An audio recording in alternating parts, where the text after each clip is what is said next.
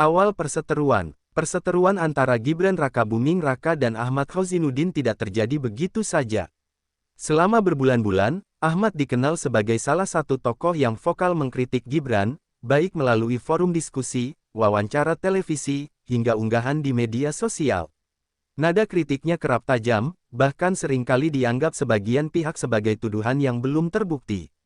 Gibran, di sisi lain, selama ini memilih untuk tidak terlalu menanggapi secara langsung, hanya memberikan jawaban singkat setiap kali ditanya wartawan, sambil tetap fokus pada tugasnya sebagai wakil presiden. Isu mulai memanas ketika Ahmad kembali melontarkan pernyataan keras, menuding Gibran hanya menduduki jabatan tinggi karena faktor keluarga, bukan karena kapasitas dan prestasinya.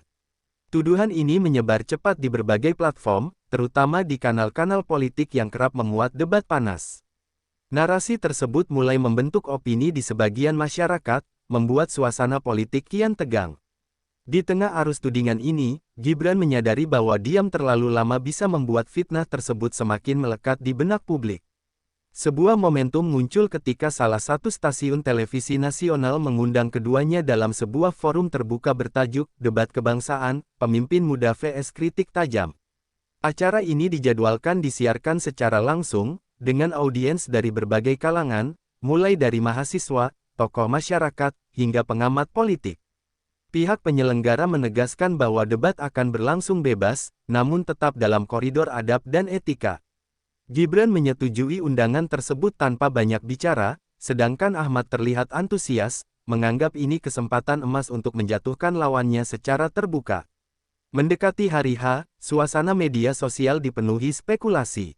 Pendukung Ahmad berkeyakinan bahwa Gibran akan kewalahan menghadapi serangan retorika yang tajam.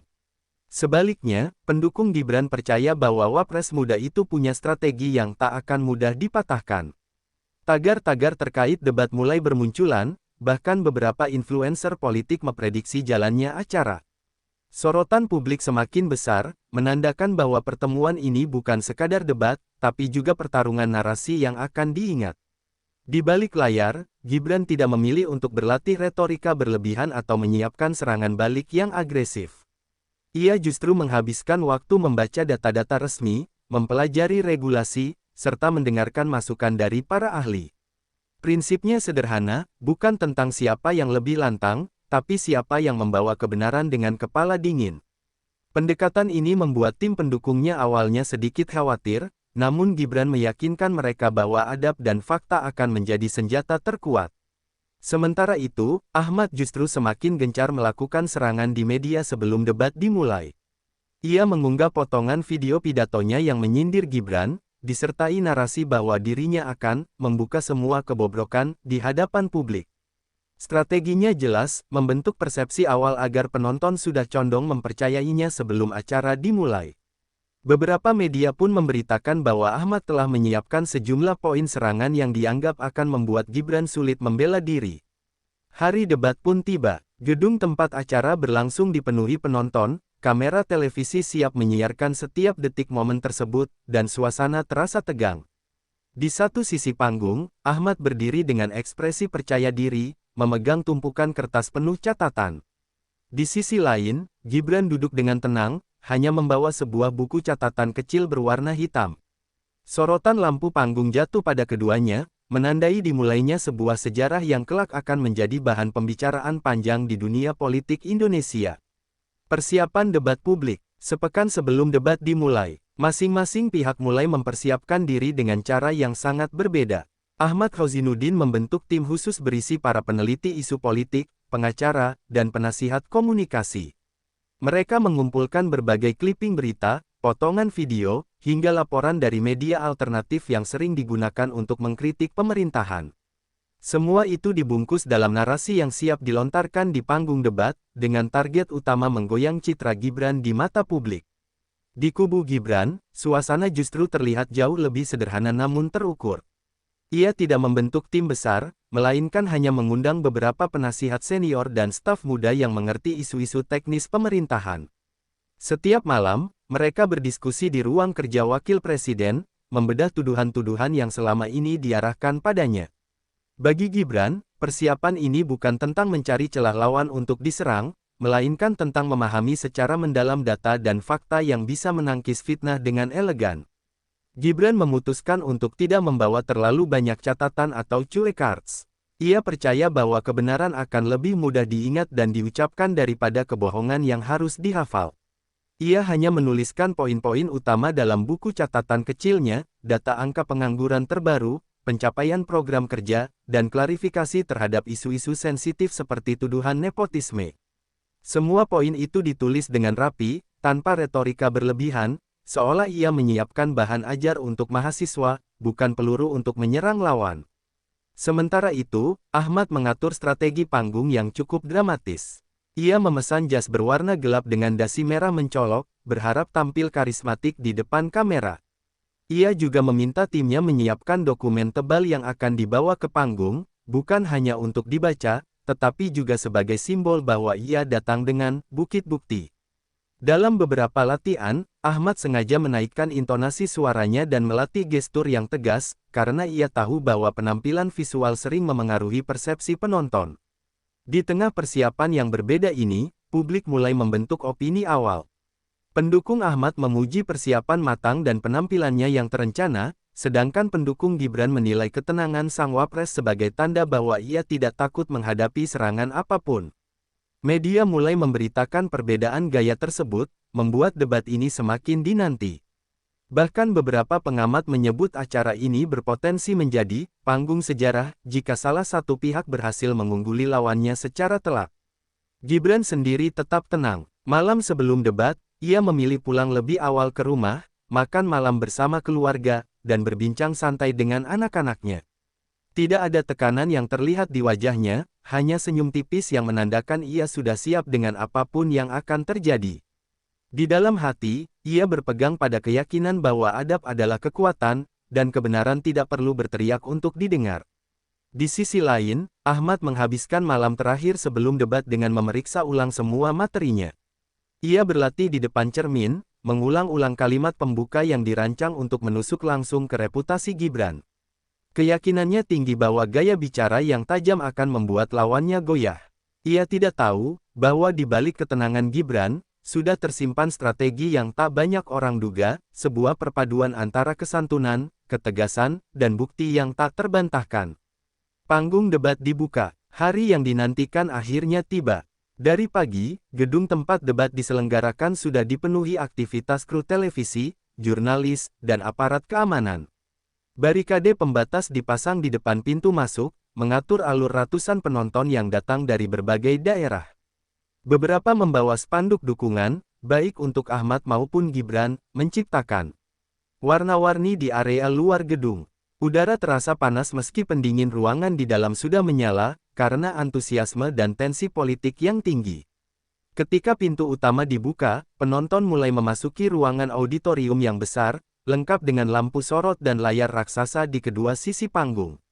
Kursi penonton tersusun rapi, namun beberapa baris depan sudah dipenuhi oleh tokoh masyarakat, akademisi, dan perwakilan media.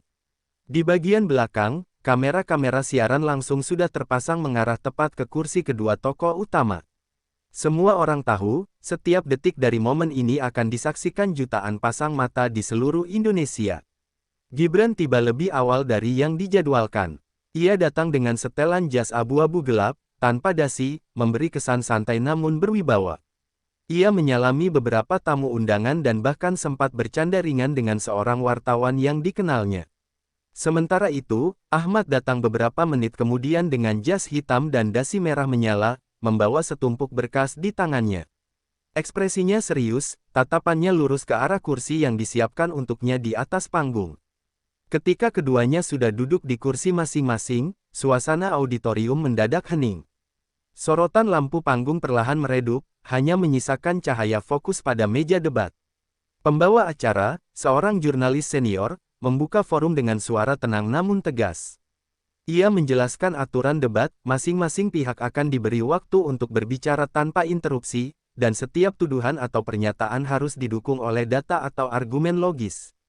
Tepuk tangan penonton pecah, menandai dimulainya acara yang disebut-sebut akan menjadi penentu narasi. Di media sosial, ribuan orang sudah membanjiri kolom komentar live streaming. Tagar-tagar debat Gibran Ahmad dan tagar adab lawan fitnah memuncaki trending topik. Setiap gestur, ekspresi, dan kalimat dari kedua tokoh langsung menjadi bahan diskusi hangat. Beberapa akun pengamat politik bahkan sudah membuat thread analisis detik demi detik, seolah menyadari bahwa malam ini akan melahirkan momen yang tak terlupakan. Babak pertama dimulai dengan sesi perkenalan dan penyampaian visi.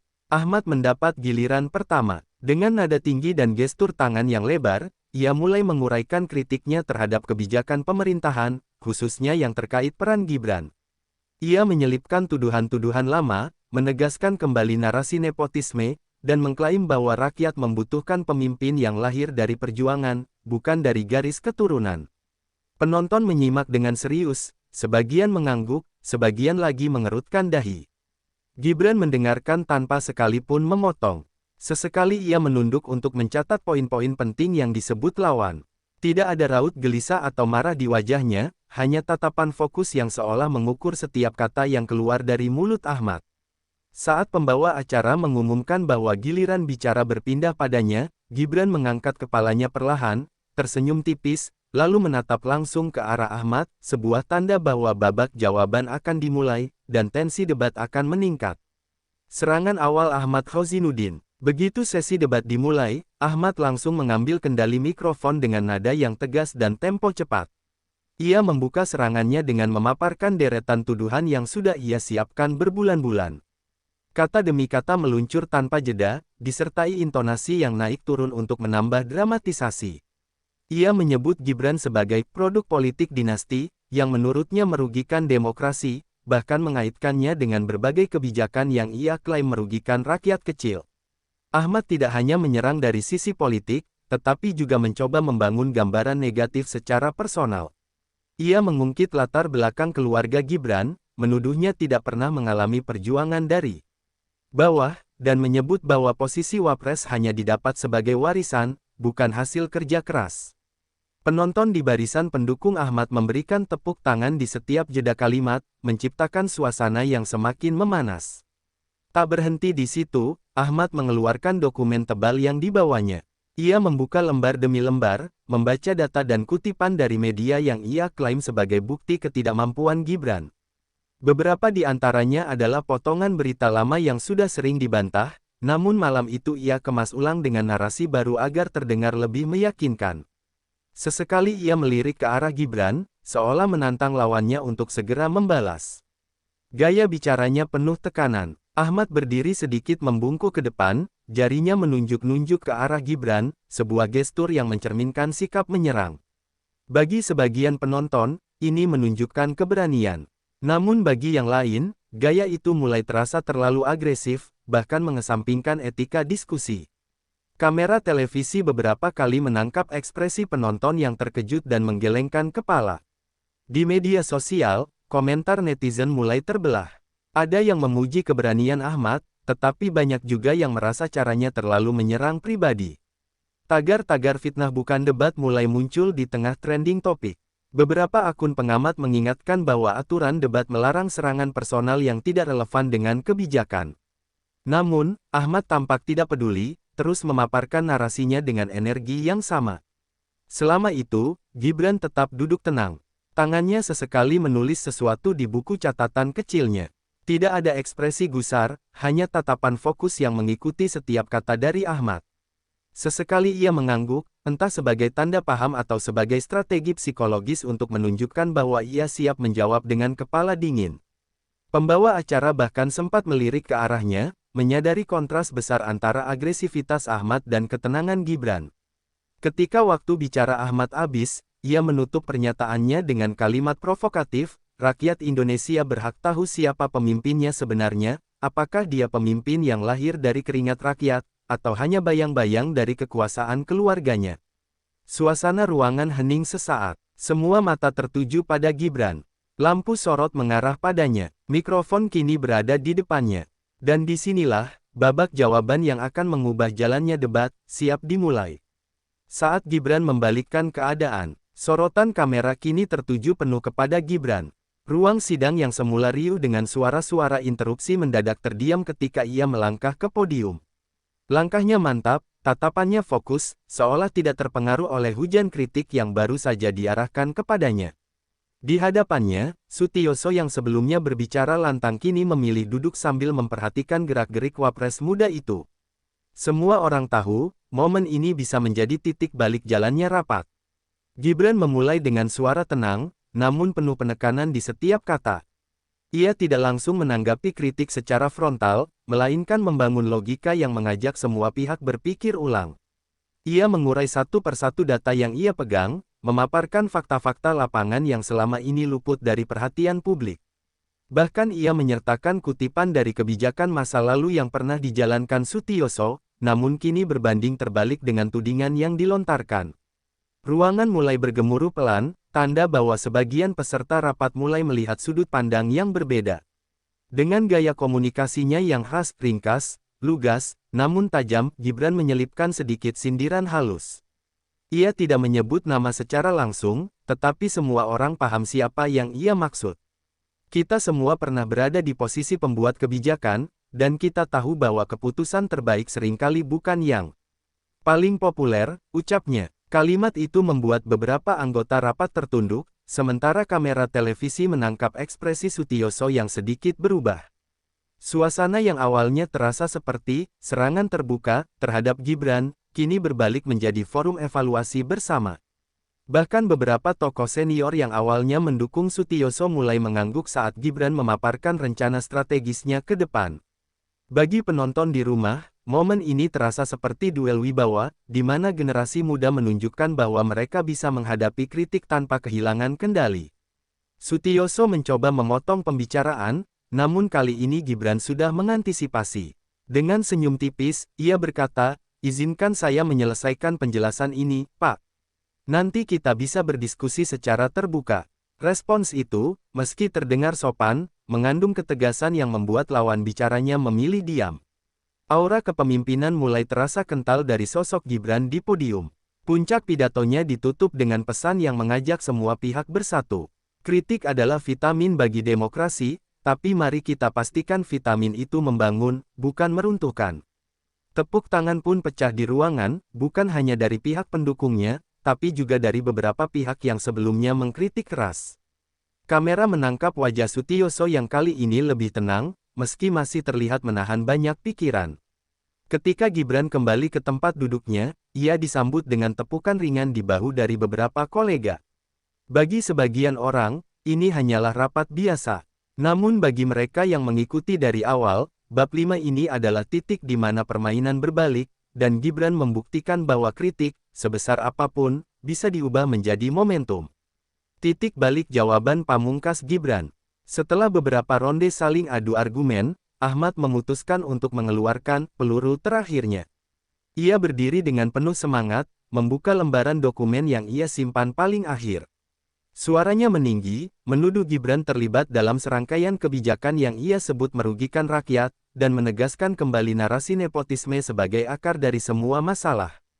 Inilah bukti bahwa kita dipimpin oleh sosok yang hanya mewarisi kekuasaan, bukan membangunnya. Serunya lantang, membuat sebagian pendukungnya bersorak.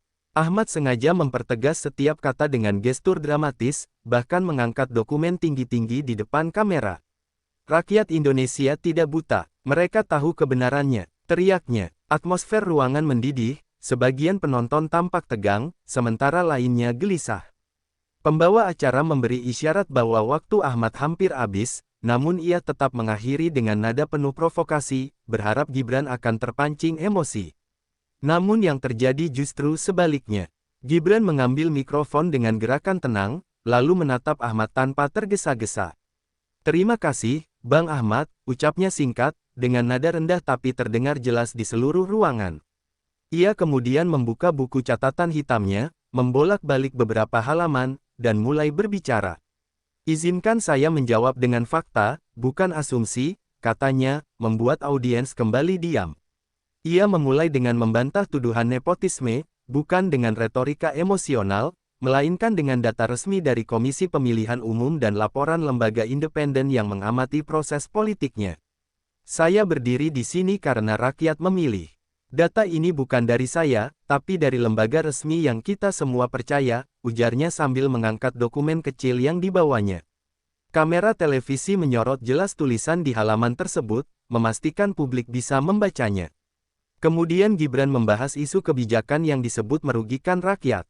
Ia menguraikan program-program yang telah berjalan, lengkap dengan angka capaian, laporan audit, dan testimoni masyarakat penerima manfaat. Ia tidak menuding balik, tidak menyerang pribadi, hanya fokus pada pencapaian dan bukti konkret. Kritik itu penting, katanya, tapi kritik tanpa data adalah fitnah. Dan fitnah hanya akan merusak bangsa, bukan membangunnya. Puncaknya datang ketika Gibran menutup jawabannya dengan satu kalimat yang langsung mengubah suasana ruangan. Bang Ahmad, saya menghargai semangat Anda. Tapi kalau kita bicara untuk rakyat, mari kita mulai dengan adab, dan kita akhiri dengan kebenaran. Karena tanpa itu, semua yang kita ucapkan hanya akan jadi sejarah buruk, bukan pelajaran baik. Kalimat itu diikuti dengan tepuk tangan panjang, bahkan dari sebagian penonton yang tadinya mendukung Ahmad. Di layar media sosial, potongan video jawaban Gibran langsung viral. Tagar-tagar ada belawan fitnah melesat ke puncak trending topik, sementara komentar-komentar memuji ketenangan dan kecerdasannya. Banyak yang menulis, ini bukan cuma debat, ini pelajaran kepemimpinan. Saat sesi itu berakhir, semua orang di ruangan tahu, titik balik sudah tercipta, dan Ahmad mulai kehilangan pijakan di panggung yang sebelumnya ia kuasai. Membongkar fakta dengan santun. Setelah menciptakan titik balik dengan jawaban pamungkasnya, Gibran tidak berhenti di situ. Ia melanjutkan dengan membongkar satu persatu tuduhan Ahmad, namun tetap dalam kerangka bahasa yang santun dan terukur. Saya akan jelaskan dengan bahasa yang sederhana, ujarnya sambil membuka lembaran data yang dibawanya. Agar semua yang hadir di sini, baik pendukung saya maupun pendukung Bang Ahmad, bisa menilai dengan pikiran jernih.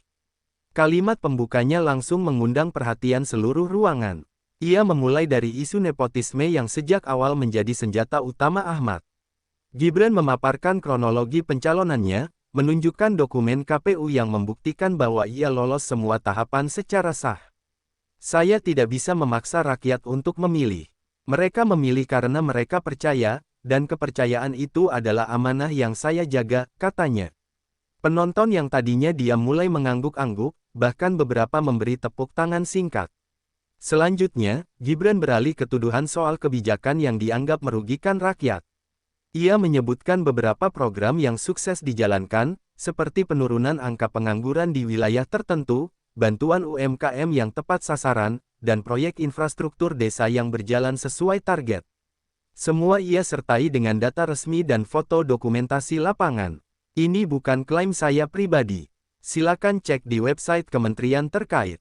Data ini terbuka untuk publik, tambahnya. Yang membuat suasana semakin memihak pada Gibran adalah caranya mengemas fakta tanpa merendahkan lawan. Alih-alih menyebut Ahmad berbohong, ia berkata, mungkin ada data yang belum sampai ke Bang Ahmad. Saya siap memberikan salinannya nanti, supaya kita bisa berdiskusi dengan sumber yang sama. Sikap ini langsung menciptakan kesan bahwa Gibran tidak hanya membela diri, tetapi juga mengajak untuk membangun diskusi yang sehat. Ahmad yang tadinya duduk tegak mulai terlihat gelisah. Ia membolak-balik berkasnya, mencoba mencari poin balasan, namun banyak data yang dibawa Gibran berasal dari sumber resmi yang sulit untuk disanggah. Kamera televisi menangkap raut wajahnya yang mulai kehilangan keyakinan, sementara Gibran tetap berbicara dengan ritme stabil, tanpa satu pun kata yang terkesan memojokkan secara pribadi. Puncak dari pemaparan Gibran adalah ketika ia menegaskan bahwa kritik adalah bagian penting dari demokrasi. Tapi kritik itu harus berdasarkan fakta. Kalau kita mengkritik dengan fitnah, kita hanya sedang memecah belah bangsa yang sama-sama kita cintai, ucapnya sambil menatap ke seluruh audiens. Tepuk tangan panjang kembali terdengar, kali ini bahkan lebih riuh dari sebelumnya. Saat sesi tersebut berakhir, banyak penonton menyadari bahwa Gibran tidak hanya berhasil menangkis semua tuduhan, tapi juga membalikkan serangan menjadi momen pendidikan politik. Di luar gedung, komentator televisi mulai menyebut bahwa debat malam itu adalah contoh nyata bagaimana kesantunan dan kebenaran dapat melumpuhkan politik fitnah. Ahmad mungkin masih punya waktu untuk berbicara, tetapi angin kemenangan sudah jelas berembus ke arah Gibran. Gelombang dukungan dan kecemasan politik. Langkah berani Gibran dalam menjawab kritik Sutioso di forum publik tidak hanya menuai sorotan media, tetapi juga memicu gelombang dukungan dari masyarakat. Di media sosial, tagar-tagar dukungan terhadapnya merajai trending, menunjukkan bahwa publik mulai menaruh respek atas ketegasan dan kelugasan yang ia tunjukkan. Warganet mengapresiasi bagaimana Gibran tetap menjaga bahasa dan sikap sopan, meski jelas-jelas berada di bawah tekanan kritik keras. Namun di sisi lain, para pengamat politik mulai membaca dinamika ini sebagai potensi eskalasi ketegangan dengan kubu lawan. Di tengah derasnya arus dukungan itu, muncul pula nada-nada kecemasan dari sebagian tokoh senior. Mereka khawatir, sikap terbuka Gibran untuk meladeni kritik bisa dimanfaatkan oleh pihak-pihak yang sengaja mencari celah untuk melemahkan posisinya. Dalam dunia politik, setiap kalimat bisa menjadi senjata jika dipotong dan dibingkai dengan narasi tertentu. Oleh sebab itu, beberapa penasihatnya menyarankan agar ia lebih selektif dalam memilih forum untuk berbicara. Namun Gibran menegaskan, transparansi adalah bagian dari komitmennya kepada publik. Sutioso sendiri, meski sempat terdiam oleh jawaban elegan Gibran, tidak sepenuhnya menyerah. Dalam beberapa kesempatan, ia masih melontarkan kritik melalui media, meski nadanya terdengar lebih hati-hati dibandingkan sebelumnya.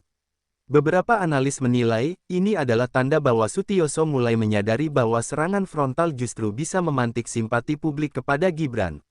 Disinilah terlihat, permainan politik tidak hanya soal menyerang, tetapi juga membaca momentum dan reaksi publik. Di internal pemerintahan, reaksi terhadap momen ini terbagi dua. Ada yang menganggap Gibran sedang menunjukkan kapasitasnya sebagai pemimpin muda yang berani berdiri tegak. Namun ada pula yang mengingatkan bahwa keberanian seperti itu harus diimbangi dengan perhitungan politik yang matang, mengingat lawan-lawan politiknya adalah tokoh senior yang berpengalaman. Meski begitu, keberanian Gibran membuat beberapa menteri dan pejabat muda merasa terinspirasi untuk lebih vokal dalam menyampaikan pandangan mereka. Media asing pun tak tinggal diam. Beberapa portal berita internasional memberitakan bagaimana seorang wakil presiden muda di Indonesia berhasil menghadapi kritik tokoh senior dengan gaya yang dinilai sophisticated yet firm. Narasi ini memperkuat citra Gibran di mata publik luar negeri sebagai pemimpin muda yang siap menghadapi tantangan politik tanpa kehilangan kesantunan. Hal ini secara tidak langsung meningkatkan kredibilitas Indonesia di kancah internasional, karena menunjukkan bahwa demokrasi di negeri ini mampu menampung debat terbuka. Meski begitu, arus dukungan yang besar bukan berarti tanpa risiko. Lawan-lawan politik yang merasa posisinya terancam mulai menggalang kekuatan, mencari titik lemah Gibran untuk diserang pada kesempatan berikutnya.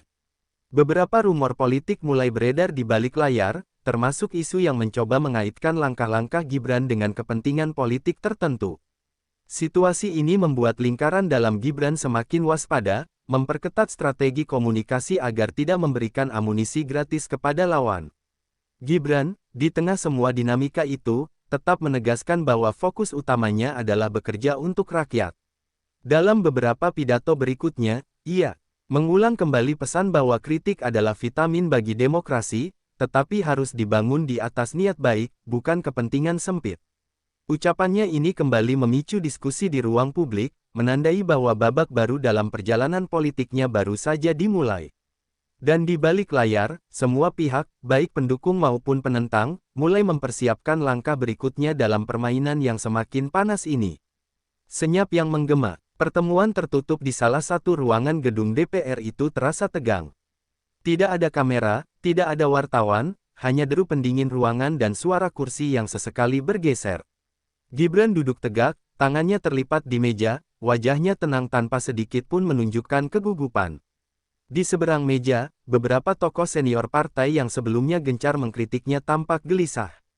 Mereka tidak menyangka bahwa pembicaraan yang mereka kira akan menjadi panggung untuk menekan Gibran, justru berbalik menjadi sesi di mana mereka harus mendengar dengan seksama. Gibran memulai dengan suara pelan namun mantap. Ia tidak menyindir, apalagi meninggikan suara. Justru gaya bicaranya yang datar membuat setiap kalimat terdengar seperti pukulan yang tak terlihat namun membekas. Kita semua ingin negara ini maju, ujarnya sambil memandang satu persatu wajah lawan bicaranya. Tapi maju tidak berarti mempertahankan pola lama yang sudah terbukti gagal. Kalimat itu membuat ruangan hening beberapa detik, seolah semua sedang mencerna pesan tersiratnya. Sutioso, yang sejak awal duduk dengan lengan terlipat, perlahan bersandar ke belakang. Matanya menatap Gibran dengan ekspresi yang sulit dibaca. Kritik pedasnya di media beberapa hari lalu ternyata sudah dijawab tuntas oleh fakta-fakta yang dibawa Gibran. Data pertumbuhan ekonomi, laporan penggunaan anggaran, hingga bukti keberhasilan program dalam waktu singkat, semuanya disampaikan tanpa sedikit pun nada menyombongkan diri. Justru, Gibran menekankan bahwa semua pencapaian itu adalah hasil kerja kolektif, bukan semata hasil dirinya. Namun, Gibran juga tak menutupi kelemahan yang ada. Ia dengan jujur mengakui bahwa masih banyak hal yang harus dibenahi. Tapi disinilah kejutannya, setiap kelemahan yang diakui langsung disertai solusi konkret yang sedang ia jalankan. Kita bisa terus berdebat soal siapa yang salah, katanya sambil menautkan jari-jarinya, atau kita bisa mulai bergerak untuk memperbaikinya bersama. Ucapan itu mematahkan niat beberapa tokoh untuk terus menyerang, karena tidak ada celah bagi tuduhan kosong. Di sudut ruangan, seorang staf muda yang bertugas mencatat jalannya pertemuan hampir tak percaya dengan apa yang ia saksikan. Gibran, yang sering dicap hanya mengandalkan nama besar keluarganya, justru tampil sebagai sosok yang matang, argumentatif, dan visioner. Bukan hanya sekadar bertahan dari kritik, tapi mampu mengubah suasana dari konfrontasi menjadi ajakan untuk bersinergi. Ketika pertemuan usai, tidak ada tepuk tangan, tidak ada salam hangat yang berlebihan. Tapi ada satu hal yang nyata, beberapa tokoh senior berjalan keluar dengan wajah yang jauh lebih tenang dibanding saat mereka masuk. Seolah-olah, meski tak mau mengaku, mereka diam-diam terkesan. Gibran sendiri meninggalkan ruangan dengan langkah ringan, tanpa menoleh ke belakang. Di luar gedung, media sudah menunggu. Namun, Gibran hanya memberikan satu kalimat singkat sebelum masuk ke mobil dinasnya. Tidak semua pertempuran harus dimenangkan dengan suara keras. Kadang, diam yang tepat lebih mematikan. Kalimat itu, yang diucapkan sambil tersenyum tipis, langsung menjadi bahan perbincangan panas di media sosial.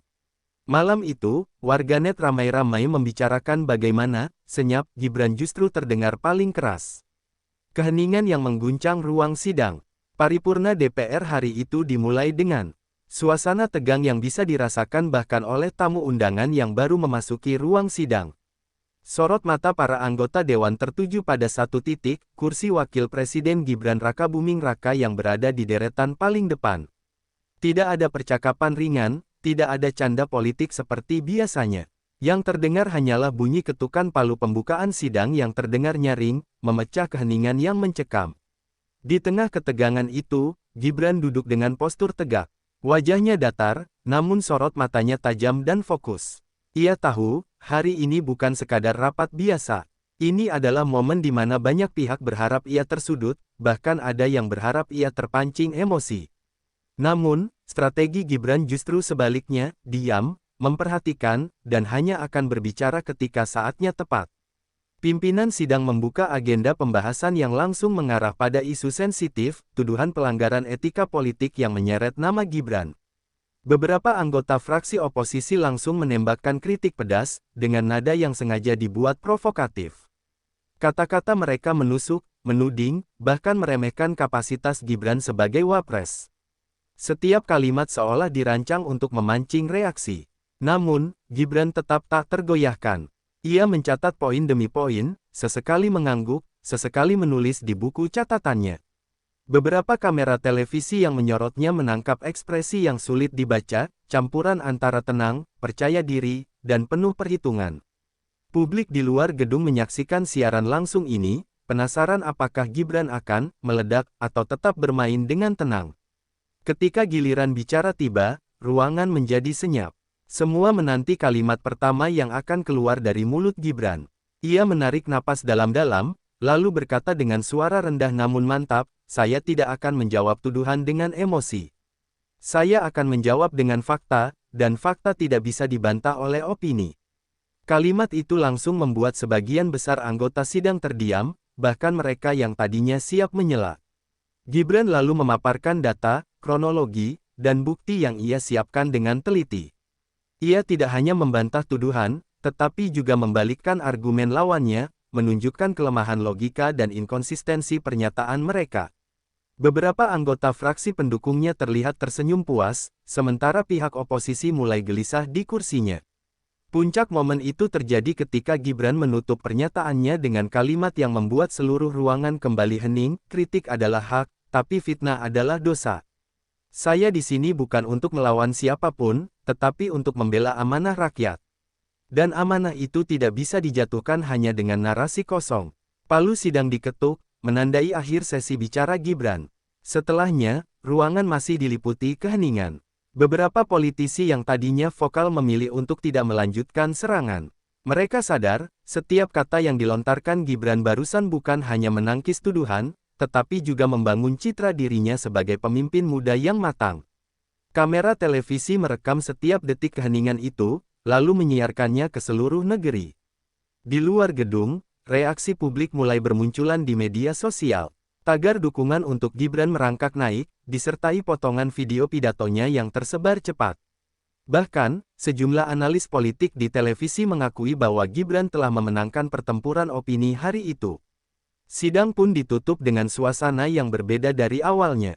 Keheningan yang awalnya penuh ketegangan kini berganti menjadi keheningan yang penuh rasa hormat. Hari itu, Gibran tidak hanya mempertahankan posisinya, tetapi juga memperkuat pondasi politiknya untuk masa depan.